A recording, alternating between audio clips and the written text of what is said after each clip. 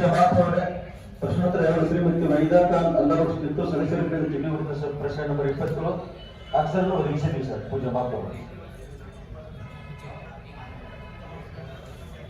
ಅಲ್ಲ ನಿಮಗೆ ಉತ್ತರ ಕೊಟ್ಟಿದ್ದಾರೆ ಅಲ್ಲ ಉತ್ತರ ಕೊಟ್ಟಿದ್ದಾರೆ ಈಗ ಅದ ನಿಮ್ಗೆ ಅದ್ರ ಬಗ್ಗೆ ಚರ್ಚೆ ಮಾಡ್ಬೇಕಂತದ ನೀವು ಉತ್ತರ ತೃಪ್ತಿ ಮಾಡ್ಬೇಕು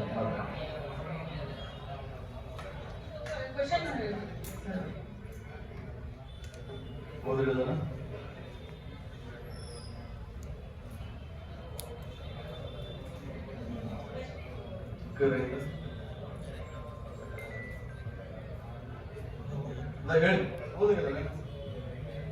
ಸರ್ ಚುಕ್ಕೆ ಪ್ರಶ್ನೆ ಹುಬ್ಬಳ್ಳಿ ಮಾನವ ಪಾಲಿಕೆ ಸಾಮಾನ್ಯ ಆಯುಕ್ತರ ಗಮನಕ್ಕೆ ತರಲಾದ ಈ ಕೊರತೆ ಪ್ರದೇಶ ಸ್ಲಂ ಬೋರ್ಡ್ ಕಚೇರಿ ಜಲ ಬಗ್ಗೆ ಮಾಹಿತಿ ಹುಬ್ಬಳ್ಳಿ ಮಾನವ ಪಾಲಿಕೆ ವಾರ್ಡ್ ನಂಬರ್ 76 ದಿನಾಂಕ 1/10/2027 ದಿನಾಂಕ 30/11/2024 ಎಮ್ಎನಗರ ಶ್ರೀರಾಮ್ಪುರ ಭಾಗ ಪ್ರತಾಪ್ ನಗರ ಭಾಗ Shivaji block Mavanur road Antapalli Mavanur road Kalmeshwar Gulab cross Tipu Nagar Limbuvara block Ambana block Javali block Malaveshwara block ಹಾಗೂ ಜನ್ನಾನಗರ ಎಲ್ಲ ಊರುಗಳಲ್ಲಿ ಮಹಾನಗರ ಪಾಲಿಕೆ ಪೂರ್ವಭಾಗದ ಕ್ಷೇತ್ರ 77ರಲ್ಲಿ ಬರುವ ಕೊಚ್ಚೆ ಪ್ರದೇಶ ಸ್ಲಂ ಬೋರ್ಡಿನವರು ಧಾರವಾಡ ಸದರ ಮೇಲಿನ ಯಾವ ಓಣಿ ಹೆಸರು ಸ್ಲಂ ಪ್ರದೇಶವನ್ನು ಗಮನಕ್ಕೆ ನೀಡುತ್ತಾರೆ ಎಂಬ ಮಾಹಿತಿಯನ್ನು ಪೂರೈಸಬೇಕು ಹಾಗೂ ಸ್ಲಂ ಬೋರ್ಡಿನವರು ಸದರ ಪ್ರದೇಶದಲ್ಲಿ ಓಣಿ ಹೆಸರು ಹಾಗೂ ಎಷ್ಟು ಮನೆ ಹಕ್ಕುಪತ್ರ ಆದೇಶಗಳು ನೀಡುತ್ತಾರೆ ಅಥವಾ ಬಾಕಿ ಉಳಿದ ಹಕ್ಕುಪತ್ರ ಕೊಡುವ ಯಾವ ಓಣಿ ಹೆಸರಿದೆ ಎಂಬ ಬಗ್ಗೆ ಮಾಹಿತಿ ನೀಡಬೇಕು ಸರ್. ನಂತರ ಸ್ಲಂ ಪ್ರದೇಶ ಓಣಿ ಮೇಲೆ ಬಾಡಿಗೆ ಅಂತ ಅಭಿವೃದ್ಧಿ ಕಾಮಗಾರಿಗಳ ಸಲುವಾಗಿ ಪ್ರತಿ ವರ್ಷ ಬಜೆಟ್ ಅನುದಾನ ಬಿಡುಗಡೆ ಆಗುತ್ತಿದೆಯಾ ಅಥವಾ ಇಲ್ಲವೋ ಇದರ ಬಗ್ಗೆ ಮಾಹಿತಿ ನೀಡುವ ಸ್ಲಂ ಬೋರ್ಡ್ ಕಚೇರಿ ಧಾರವಾಡದಿಂದ ಅಭಿವೃದ್ಧಿ ಕಾಮಗಾರಿ ಅಂದರೆ ಒಳ ಚರಂಡಿ ರಸ್ತೆ ಕುಡಿಯುವ ನೀರು ವ್ಯವಸ್ಥೆ ವಿದ್ಯುತ್ ಸಂಪರ್ಕ ಇತ್ಯಾದಿ ಸಲುವಾಗಿ ಪ್ರತಿ ವರ್ಷ ಅನುದಾನ ಬಿಡುಗಡೆ ಮೂಲಕ ದೊರೆಯುವ ಎಂಬ ಬಗ್ಗೆ ಮಾಹಿತಿ ಮಾನ್ಯ ಆಯುಕ್ತರಿಗೆ ಒಂದು ಕ್ವಶನ್ ಕೇಳಿದ್ದೀನಿ ಉತ್ತರ ಕೊಡ್ಬೇಕು ಸರ್. ಇದು ಎಸ್ಟಿ ಮಟ್ಟಿ ಅಂದ್ರೆ ಯಾವ ಓಣಿ ಅಂತ ಹೇಳಿ ನಮಗೆ ಗೊತ್ತಾ ಸರ್? ಎಸ್ಟಿ ಮಟ್ಟಿ ಅಂದ್ರೆ ಯಾವ ಓಣಿ ಅಂತ ನಮಗೆ ಗೊತ್ತಾ ಸರ್?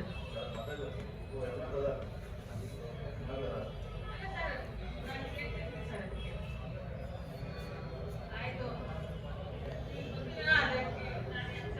ಸರ್, ಅದು ಟಿಪ್ಪು ನಗರ್ ಭಾಗ ಸರ್. ಇದು 1977ರಲ್ಲಿ ಘೋಷಣೆ ಆಗಿರುತ್ತದೆ ಕೊಳಚೆ ಪ್ರದೇಶ. ಆ ಭಾಗದಲ್ಲಿ ಒಟ್ಟು ಮನೆಗಳಿರೋದು 187. ಅದರಲ್ಲಿ ಹಕ್ಕುಪತ್ರ ಸಂಬಂಧ ದೃಢೀಕರಣ ಮಾಡಿದ್ದು 165 ಮನೆಗಳು.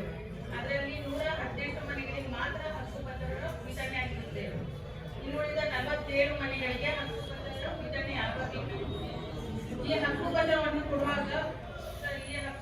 ಕೊಡುವಾಗ ಪಾಲಿಕೆ ವಾರ್ಡ್ ಸದಸ್ಯರನ್ನು ಕರೆದುಕೊಂಡು ಹಕ್ಕುಪತ್ರ ನೀಡಬೇಕು ಅಂತೇಳಿ ನಾನು ಪೂಜಾ ಮಾಪುರೆ ತಮ್ಮನ್ನು ಕೇಳ್ಕೊಳ್ತೀನಿ. ನಂತರ ಎರಡನೇ ಉತ್ತರದ ವಿವರ 2001ರಲ್ಲಿ ಜನ್ನತ್ ನಗರ್ ಕೊಳಚೆ ಪ್ರದೇಶ ಘೋಷಣೆ ಆಗಿರುತ್ತದೆ ಮತ್ತು ಜನ್ನತ್ ನಗರ್ ಭಾಗ 2 ಅದು ಅಂತಿಮ ಅಧಿಸೂಚನೆ 9/8/2024ರಲ್ಲಿ ಕೊಳಚೆ ಪ್ರದೇಶ ಎಂದು ಘೋಷಣೆ ಆಗಿರುತ್ತದೆ. ಜನ್ನತ್ ನಗರ್ ಭಾಗ 2 ಸರ್. ಅದರ ವಿವರ ಒಟ್ಟು 6 ಎಕರೆ 38 ಗುಂಟೆ ಜಮೀನು ಇರುತ್ತೆ. ಅಯೋಧ್ಯೆ ಗ್ರಾಮದ ಈ ಸರ್ವೆ ನಂಬರ್ 56A 1 ಎಕರೆ 20 ಗುಂಟೆ ಮತ್ತು ಅದರ ಪೈಕಿ 32 ಗುಂಟೆ ಮಾಡ್ಕೊಂಡಿದ್ದಾನ. ಅಯೋಧ್ಯೆ ಗ್ರಾಮದ ಈ ಸರ್ವೆ ನಂಬರ್ 56B 19 ಗುಂಟೆ. ಅಯೋಧ್ಯೆ ಗ್ರಾಮದ ಈ ಸರ್ವೆ ನಂಬರ್ 57 33 ಗುಂಟೆ. ಅಯೋಧ್ಯೆ ಗ್ರಾಮದ ಈ ಸರ್ವೆ ನಂಬರ್ 60 1 ಎಕರೆ 39 ಗುಂಟೆ. ಅಯೋಧ್ಯೆ ಗ್ರಾಮದ ಈ ಸರ್ವೆ ನಂಬರ್ 61 38 ಗುಂಟೆ. ಅಯೋಧ್ಯೆ ಗ್ರಾಮದ ಈ ಸರ್ವೆ ನಂಬರ್ 62 22 ಗುಂಟೆ. ಈ ಸರ್ವೆ ನಂಬರ್ 67 3 ಎಕರೆ 19 ಗುಂಟೆ. ಈ ಎಲ್ಲ ಈ ಸರ್ವೆ ನಂಬರ್ ಸೇರಿ ಒಟ್ಟು 6 ಎಕರೆ 38 ಗುಂಟೆ ಕೊಳಚೆ ಪ್ರದೇಶ ಎಂದು ಘೋಷಣೆಯಾಗಿರುತ್ತದೆ. ಆದರೆ ಪೂಜಾ ಮಹಾಪೌರರೇ, ಸ್ಲಂ ಬೋರ್ಡ್ ಕಚೇರಿಯಿಂದ ಕೇವಲ 279 ಮನೆಗಳು ಮಾತ್ರ ಇದೆ ಎಂದು ಉತ್ತರದಲ್ಲಿ ತೋರಿಸ್ತಾರೆ. ಆದ್ರೆ ಅಲ್ಲಿರೋದು 500ಕ್ಕಿಂತ ಹೆಚ್ಚು ಮನೆಗಳು. ಹಾಗಾಗಿ ಈ ಮಾಹಿತಿ ಇವರು ತಪ್ಪಿಕೊಟ್ಟಿರ್ತಾರೆ ನಮಗೆ. ಸ್ಲಂ ಬೋರ್ಡ್ ನೀವು ಉತ್ತರ ಕೊಡಕ್ಕಾಗ್ತದ? ಪೂಜ್ಯ ಮಹಾಪೌರರೇ, ಈಗ ಮಾನ್ಯ ಸದಸ್ಯರು ಏನ್ ಕೇಳ್ತಿದ್ದಾರೆ ಪೂಜ್ಯ ಮಹಾಪೌರರೇ, ಇದು ಏನಾಗುತ್ತೆ ಅಂತಂದ್ರೆ ನಮ್ಮ ಕಾರ್ಪೊರೇಷನ್ ವ್ಯಾಪ್ತಿಯಲ್ಲಿ ಬೇರೆ ಬೇರೆ ಜಾಗಕ್ಕೆ ಸಂಬಂಧಪಟ್ಟಂತೆ ಸ್ಲಮ್ ಡಿಕ್ಲರೇಷನ್ ಆಗುತ್ತೆ. ಅದರಲ್ಲಿ ನಮ್ಮ ಕಾರ್ಪೊರೇಷನ್ ಲ್ಯಾಂಡ್ ಅಂತ ಹೇಳಿದ್ರೆ ನಾವು ಜನಬಡಿ ಮುಖಾಂತರ ಅಕೌಂಟ್ ಕೊಡ್ತೀವಿ, ಸರ್ಕಾರಕ್ಕೆ ಹೋಗುತ್ತೆ. RGRSL ಇಂದ ಏನಂತಂದ್ರೆ ಎಲ್ಲ ಹಕ್ಕುಪತ್ರ ಬರ್ತಕ್ಕಂಥದ್ದು RGRSL ಇಂದನೇ ಬರ್ತದೆ. ನಾವು ಏನು ಅಂದ್ರೆ ನಮ್ಮಿಂದ ಅದು ಪ್ರೊಸೆಸ್ ಆಗೋದಿಲ್ಲ, ಬಟ್ ಸ್ಲಮ್ ಬೋರ್ಡ್ ಪ್ರೊಸೆಸ್ ಆಗುತ್ತೆ. ತಾವೇನ್ ಕೇಳ್ತಾ ಇದ್ರಿ ತಮ್ಮ ಏನಾದ್ರು ಏನಾದ್ರು ಇನ್ನು ಕೊಟ್ಟು ಹೋಗಿತ್ತು ಅಂತ ಹೇಳಿದ್ರೆ ಅಥವಾ ಅದೇನಾದ್ರು ತಾವು ಪ್ರಪೋಸ್ ಕೊಟ್ರೆ ನಾವು ವಿಧಾನಸಭೆಗೆ ಮಂಡಿಸಿ ಏನಂತಂದ್ರೆ ಅದನ್ನ ಸ್ಲಮ್ ಬೋರ್ಡ್ ಕಳಿಸ್ಕೊಡ್ತೀವಿ. ಸ್ಲಮ್ ಬೋರ್ಡ್ ಇದನ್ನ ಪ್ರೊಸೆಸ್ ಮಾಡ್ತಾರೆ, ಸ್ಲಮ್ ಬೋರ್ಡ್ ಅಲ್ಲಿ ಸಹಿತ ಕಮಿಟಿ ಮಾಡೋಕ್ಕಾಗುತ್ತೆ. ಎರಡನೇದಾಗಿ ಏನಂತಂದ್ರೆ ಸ್ಲಮ್ ಬೋರ್ಡ್ ತಾವೇನಂತ ಇದ್ರಿ ಟೋಟಲ್ ಇನ್ನೂ ಹಕ್ಕುಪತ್ರ ಕೊಡಬೇಕಾಗಿರ್ತಕ್ಕಂಥದ್ದು ಬಾಕಿ ಇದೆ ಅಂತಕ್ಕಂಥದ್ದು RGRSL ಇಂದ ಬಂದಿರ್ತಕ್ಕಂಥವ್ರನ್ನ ಅವ್ರು ಕೊಟ್ಟಿರ್ತಾರೆ. ನಮ್ಮ ಪ್ರಕಾರ ಏನಾದ್ರು ಅವ್ರು ಪೆಂಡಿಂಗ್ ಬಂದ್ರೆ ಅವ್ರು ಕಮ್ಯುನಿಕೇಟ್ ಮಾಡ್ತೀವಿ, ಬಟ್ ಎಲ್ಲ ಹಕ್ಕುಪತ್ರಗಳು RGRSL ಬೆಂಗಳೂರಿಂದಾನೇ ಬಂದ ಮೇಲೆ ವಿತರಣೆ ಮಾಡ್ತಾರೆ. ಅಲ್ಲಿ ಇದನ್ನು ತೋರಿಸಿದ್ರೆ 279 ಮನೆಗಳಂತ ತೋರಿಸಿದ್ದಾರೆ ಸರ್ ಇವರು. ಅದರಲ್ಲಿ ಅಲ್ಲಿರೋದು 500ಕ್ಕಿಂತ ಹೆಚ್ಚು ಮನೆಗಳು ಸರ್. ನಂತರ ಪೂಜಾ ಮಾಪೋರೆ ಇವರು ಹಕ್ಕುಪತ್ರವನ್ನು ವಿತರಣೆ ಮಾಡುವಾಗ ಪೂಜಾ ಮಹಾಪೌರರೇ ಈ ಸಭೆಗೆ ಸ್ವಲ್ಪ ಪ್ರಸ್ತಾಪವಾಗಿ ತಿಳಿಸ್ರಿ. ಯಾಕಂದ್ರೆ ಇದ್ರ ವಾರ್ಡ್ ಇಲ್ಲ, ಬೇರೆ ಬೇರೆ ನನ್ನ ವಾರ್ಡ್ನಲ್ಲಿನೂ ಹಕ್ಕುಪತ್ರ ವಿತರಣೆ ಮಾಡಿದ್ದಾರೆ. ಯಾವ ಮಹಾನಗರ ಪಾಲಿಕೆ ಸದಸ್ಯರಿಗೆ ಇಂಟಿಮೇಷನ್ ಇಲ್ಲ. ಅಂದ್ರೆ ಸಲಂ ಬೋರ್ಡ್ನಲ್ಲಿ ಏನೋ ಅವರು ಪ್ರೋಗ್ರಾಮ್ ಮಾಡಿ ಏನೋ ವಿತರಣೆ ಮಾಡಿ ಆ ಇದ್ದಿದ್ದ ವಾರ್ಡ್ ಮಹಾನಗರ ಪಾಲಿಕೆ ಸದಸ್ಯರಿಗೆ ಸಂಬಂಧ ಇಲ್ಲ ಇದೆ. ಇದು ಸ್ವಲ್ಪ ಉತ್ತರ ಕೊಡಿ. ಒಂದೇದು ಐಪ್ಲೈನ್ ಹೇಳಿದ್ರಲ್ಲ, ಮನೆಗಳ ಹಂಚಿಕೆ ಇರ್ಬೋದು, ಸೈಟ್ಗಳ ಹಂಚಿಕೆ ಇರ್ಬೋದು ಅಂತಲ್ಲ ಸರ್ಕಾರದ ನಿರ್ದೇಶನದಂತೆ ಆಶ್ರಯ ಸಮಿತಿ ಅಂತ ಮಾಡಿದ್ದಾರೆ. ಅದಕ್ಕೆ ಶಾಸಕರ ಅಧ್ಯಕ್ಷರು ಮೆಂಬರ್ ಸೆಕ್ರೆಟರಿ ಮಾತ್ರ.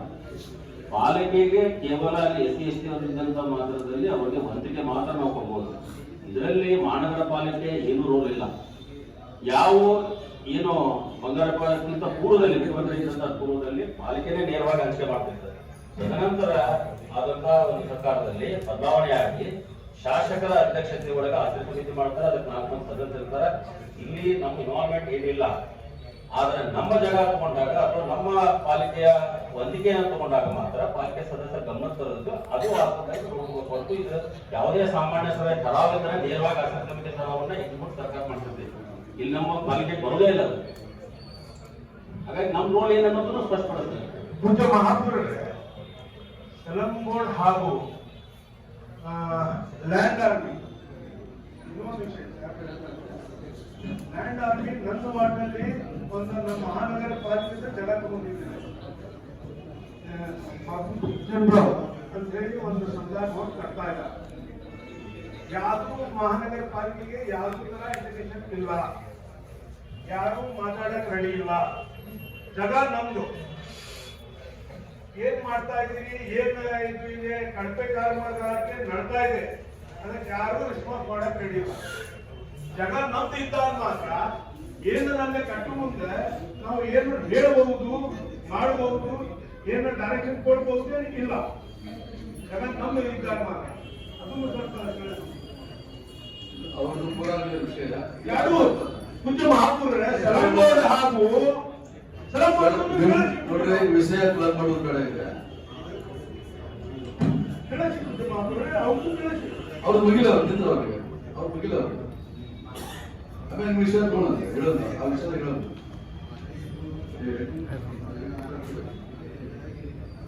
ಪೂಜಾ ಮಹಾಪೌರರೇ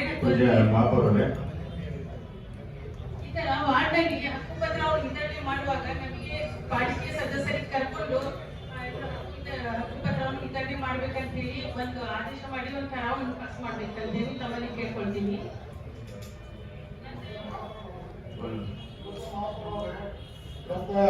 ಇವತ್ತು ಪ್ರಭಾವ ಪಾಸ್ ಮಾಡೋಲ್ಲ, ಇದಕ್ಕೆ ಅನೇಕ ಬಾರ ಪಾಸ್ ಮಾಡಿದ್ದಾರೆ.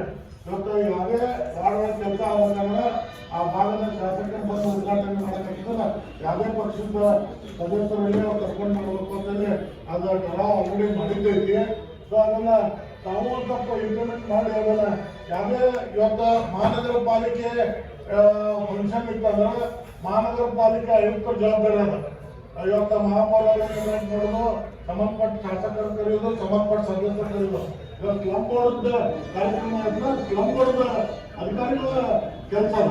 ಸೊ ಅದಕ್ಕೆ ಏನೈತಿ ಸ್ಲಮ್ ಬೋರ್ಡ್ ಅಧಿಕಾರಿಗಳು ಇವತ್ತು ಅವ್ರು ಕರೆದಿಲ್ಲ ಅಂದ್ರೆ ಸ್ಲಮ್ ಬೋರ್ಡ್ ಅಧಿಕಾರಿಗಳು ಒಂದು ಲೆಟರ್ ಕಳಿಸ್ರು ಮುಂದೆ ಯಾವುದೇ ಕಾರ್ಯಕ್ರಮ ಆಗ್ಬೇಕಂದ್ರೆ ಅವ್ರ ಸದಸ್ಯರು ಕರ್ಕೊಂಡು ಮಾಡ್ಬೇಕಂತ ನಾವು ಲೆಟರ್ ಕಳಿಸ್ತೀವಿ. ನಾನು ಸ್ಲಮ್ ಬೋರ್ಡ್ ಅವರಿಗೂ ಕಳಿಸಿದ್ದೆ ಸರ್, ವಿತರಣೆ ಮಾಡುವಾಗ ಸಹ ಕಲಿಬೇಕಂತೇಳಿ, ಆದ್ರೆ ಅವ್ರು ನನಗೆ ಏನು ಅದು ನಮ್ಮ ಇದನ್ನ ಮಾಡ್ಬಿಟ್ಟು ಬೇರೆ ವಾರ್ಡ್ನಲ್ಲಿ ಅಲ್ಲಿ ವಿತರಿಸ್ತಾರೆ ಅವರು. ಈಗ ಹಿರಿಯ ಸದಸ್ಯರು ಹೇಳ್ದಂಗ ಒಂದು ಲೆಟರ್ ಕಳಿಸ್ರಿ. ಯಾವ್ದು ವಾರ್ಡ್ನಲ್ಲಿ ಏನ್ 82 ವಾರ್ಡ್ ಅದಾವು, ಯಾವ್ದು ವಾರ್ಡ್ನಲ್ಲಿ ಏನು ಸ್ಲಮ್ ಬೋರ್ಡ್ ಆಗ್ಲಿ, ಬೇರೆ ಬೇರೆ ರೀತಿ PWD ಆಗ್ಲಿ ಅಥವಾ ಲ್ಯಾಂಡ್ ಆರ್ಮಿ ಆಗ್ಲಿ ಯಾವ್ದು ಇದು ಇದ್ರೆ ಇದ್ದಿದ್ದ ಸಂಬಂಧಪಟ್ಟಿದ್ದ ಮಹಾನಗರ ಪಾಲಿಕೆ ಸದಸ್ಯರಿಗೆ ಇಂಟಿಮೇಷನ್ ಕೊಡ್ಬೇಕಂತ ಹೇಳಿ ಒಂದು ಲೆಟರ್ ಕಳಿಸ್ಬೇಕಂತ. ಈಗ ಹಿರಿಯ ಸದಸ್ಯರು ಈಗ ಅವರ ಪ್ರಶ್ನೆ ಏನ್ ಕೇಳಿದ್ದಾರೆ ಅದಕ್ಕೆ ಪೂರ್ವಕವಾಗಿ ಎಲ್ಲಾ ಸದಸ್ಯರ ಗೌರವ ಇರೋದ್ರಿಂದ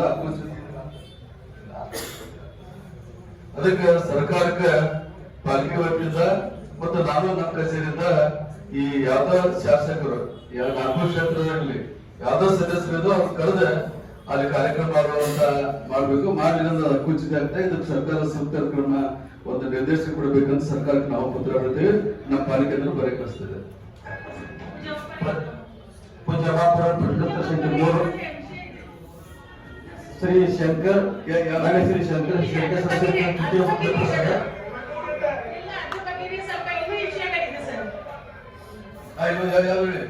ಪೂಜ್ಯ ಮಹಾಪೌರರೇ, ಅಲ್ಲಿ ಜಗನ್ನಗರ ಭಾಗದಲ್ಲಿ 20 ವರ್ಷಗಳ ಹಿಂದೆ ಸಾರ್ವಜನಿಕರಿಗೆ 20 ವರ್ಷಗಳಿಂದ ತೊಂದರೆ ಆಗ್ತಿದೆ. ಯಾಕಂದ್ರೆ ಈ ಹಿಂದಿನ ಮಾಜಿ ಶಾಸಕರು ಇನ್ನು 2013ರಲ್ಲಿ ಜಗನ್ನಗರದಲ್ಲಿ ಸುಮಾರು 150ರಿಂದ 200 ಮನೆಗಳಿಗೆ ಹಕ್ಕುಪತ್ರವನ್ನು ನೀಡಿದ್ರು.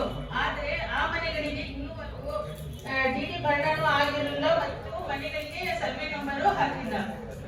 ಅದಕ್ಕೆ ಈಗ ಡೂಪ್ಲಿಕೇಟ್ ಇದನ್ನ ಹಕ್ಕುಪತ್ರನ ಅಥವಾ ಇದೆಯಾ ಸರಿ ಅಂತ ಹೇಳಿ ಕೊಟ್ಟಿದ್ದೀವಿ, ಇದನ್ನ ನೋಡಿ ಹೇಳ್ಬೇಕು. ಪೂಜ್ಯ ಮಹಾಪೌರ ಡಿಟೇಲ್ ತಗೊಂಡು ನಾವು ಸ್ಲಮ್ ಬೋರ್ಡ್ ಆಫೀಸ್ಗೆ ಇದನ್ನ ಕಮ್ಯುನಿಕೇಟ್ ಮಾಡ್ಕೊಂಡು ಅವರಿಗೆ ಮಾಹಿತಿ ಒದಗಿಸ್ತೀವಿ. ಅವ್ರ ಕೈ ಪತ್ರಾಯಿಸ್ಬೇಡಿ, ಪ್ರಶ್ನೆ ಮಾಡಂತ ಹೇಳಿದ್ರು. ಪೂಜಾ ಮಹಾಪೌರ ಇದಕ್ಕೂ ಕೊಟ್ಟಿದ್ದೀನಿ, ಅದು ಸರಿ ಇದೆ ಅಥವಾ ಡೂಪ್ಲಿಕೇಟ್ ಅಂತ ಹೇಳಿ ಅದನ್ನ ಹೇಳ್ಬೇಕು. ನಂತರ ಪೂಜಾ ಮಹಾಪೌರ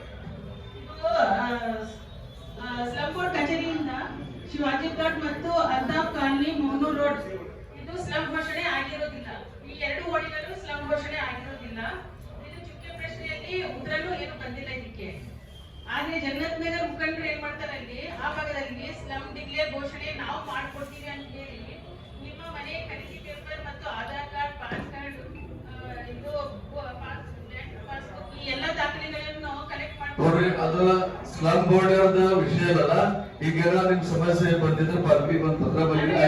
ಆ ಓಣಿಗಳಿಗೆ ಅಪ್ಪಿಮೆಂಟ್ ಮಾಡ್ತಾರೆ, ಅವ್ರ ದುಡ್ಡು ತೋರಿಸ್ಕೊಂಡು ಅವರು ನಾವು ನಿಮಗೆ ಸ್ಲಮ್ ಮಾಡ್ಕೊಡ್ತೀವಿ ಅಂತ ಹೇಳಿ ಮಾಡ್ತಾರೆ. ಯಾರೋ ರಸ್ತೆಯಲ್ಲಿ ಹೋಗ್ತಾರೆ ಅಂತ ಹೇಳಿದ್ರೆ ಅದನ್ನ ಕೇಳೋಲ್ಲ. ನೀವು ಪೊಲೀಸ್ ಕಂಪ್ಲೇಂಟ್ ಕೊಡ್ರಿ ಅವ್ರಿಗೆ ಮಾಡ್ತಾರೆ. ಏನಂತಂದ್ರೆ ಮಹಾನಗರ ಪಾಲಿಕೆಯಲ್ಲಿ ಏನೇ ವಿಷಯಗಳನ್ನಿದ್ರೆ ಇಲ್ಲಿ ನಾವು ಆಯುಕ್ತರ ಜೊತೆ ಚರ್ಚೆ ಮಾಡುವುದು, ಮಹಾಪೌರ ಜೊತೆ ಮಾಡುವುದು, ಇಲ್ಲಿ ಚರ್ಚೆ ಮಾಡೋದು. ಇವಾಗ ಸ್ಲಮ್ ಬೋರ್ಡ್ ವಿಷಯ, ಸ್ಲಮ್ ಬೋರ್ಡ್ ಅಂತ ಬೇರೆ ಅದ. ಇವಾಗ ಸ್ಲಮ್ ಬೋರ್ಡ್ ಇರುವಂತ ಒಬ್ರು ಎಕ್ಸಿಕ್ಯೂಟಿವ್ ಇಂಜಿನಿಯರ್ ಇರ್ತಾರ.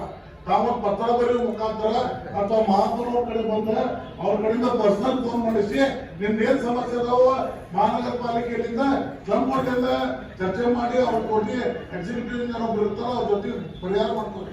ಇಲ್ಲಿ ನಾವು ಅವ್ರಗಳು ಮಾತಾಡಿದ್ರೆ ಏನು ಪರಿಹಾರ ಸಿಗಲ್ಲ. ಇದು ನಮ್ಮ ಗಮನಕ್ಕೆ ತಂದ್ರಿ, ಸಭೆಗೆ ತಂದ್ರಿ. ನಾಳೆ ನಮ್ಮ ಆಫೀಸಿಂದ ಒಂದು ಪತ್ರ ಬರೆದು ಈ ತರ ಯಾರು ಮಾಡಿದ್ರೆ ಅವ್ರನ್ನ ಕ್ರಮ ತೋರಿಸ್ಕೊಂಡು ಲೆಟರ್ ಮಾಡಿದ್ದೀವಿ. ಆದೇಶ ಮಾಡಬೇಕು.